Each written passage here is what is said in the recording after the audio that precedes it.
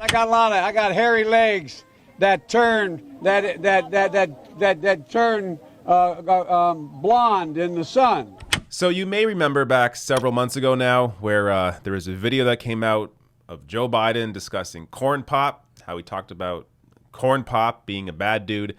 So that was a speech from 2017. And there is now a different part of that speech that has now or is now making the rounds on social media. And arguably, this other part of the speech is maybe even worse for Joe Biden than the part about Corn Pop. Watch. I came down here because I remember the first bumper sticker I saw that made me aware when I was in law school. Proudly for Holloway. Proudly for your dad. First African-American state senator in the state of Delaware. Everything about. And by the way, you know, I sit on the stand and it get hot. I got hairy legs that turn blonde in the sun. And the kids used to come up and reach in the pool and rub my leg down so it was straight, and then watch the hair come back up again. They'd look at it. So I learned about roaches. I learned about kids jumping on my lap. And I've loved kids jumping on my lap. And I tell you what, the men, they're now all men, the guys I work with down here, and they're all guys at the time, they're all good men. Most of them made an awful lot of themselves. All right. I almost don't know where to begin. Because, look, obviously the part about the hairy legs is really weird. And, you know, he loves kids jumping on his lap. But we can't we can't downplay how that part, that this clip also ends. So let me just say straight up here, I probably don't cover enough of Joe Biden's wackiness, and a lot of it is because I don't know how to cover it. I don't think this man is well. So I don't always feel great laughing at him, though inherently what he is saying and doing is funny. But it's tough. That said, I have look, I forget names, so I have issues with memory when it comes to certain things. Not really memory, but in terms of needing to recall, you know, names at certain times. I can relate, I guess, is what I'm trying to say here on some of the things that Joe Biden has issues with, where it's, you know, he has issues recalling names or stuttering issues. I stutter, but I'm not running for president. So that's the difference here.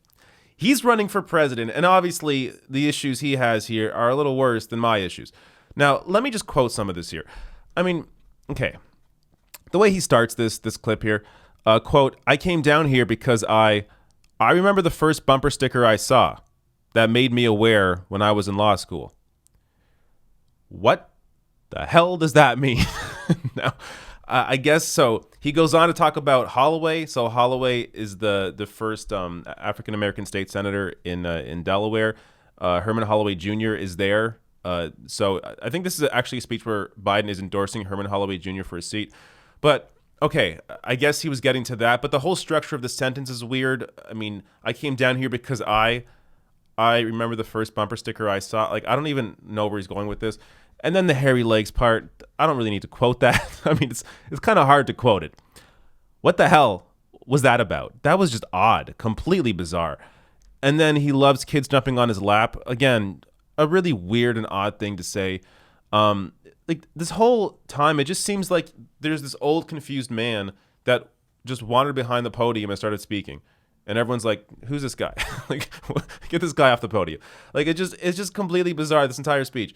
But the way he ends it here, the men, so this is a Biden quote exact, quote, "The men, they're now all men, the guys I worked with down here, and they're all guys at the time.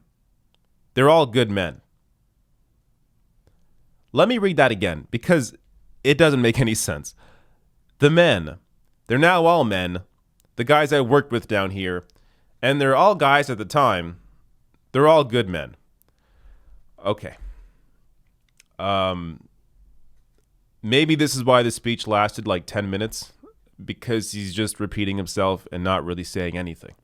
Now, again, this is 2017. He hasn't improved, so he's really only gotten worse. Now, I know it's kind of hard to be worse than this, but like because Biden is running for president now, he has a whole campaign around him that is controlling him, controlling what he says, controlling his appearances, ensuring that he kind of stays on script. So he may be, in a weird way, because of all the gaffes he's already had, he may be, not even gaffes, just his behavior has been weird the entire time. But he may be more, I guess, contained during this campaign than he was back here in 2017. But this is his mind. Again, I have issues with my memory, with stuttering, whatever.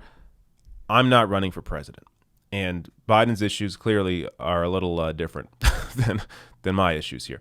So ultimately, look, none of this would matter. Okay, this all matters, right? But none of this matters as much as his platform and his history, which are also terrible. So why is he still leading in the polls? Like, I get the part about name recognition and his attachment to Barack Obama. That all made sense back in July when he was leading, or back in August, maybe. But when you begin to get into more of these debates and there's more discussion about the candidates running, he shouldn't be in the lead still.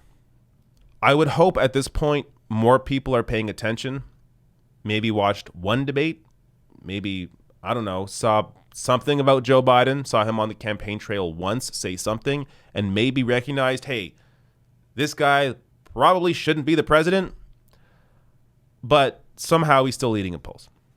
So, again, his support has gone down. Bernie's support has gone up. Warren's support has gone up. Now it's going down. So it looks like right now this is going to be a three-way race between Joe Biden, Elizabeth Warren, and Bernie Sanders. And if Biden completely drops, there's a potential there that a lot of his support will go to Pete Buttigieg. Though, actually, looking at a recent poll that I shared over the weekend, people that support Joe Biden, their second choice is actually Bernie Sanders, the majority of them. So if Joe Biden drops, it actually helps Bernie most out of anybody in the race. But with that said, Joe Biden should not be in the race.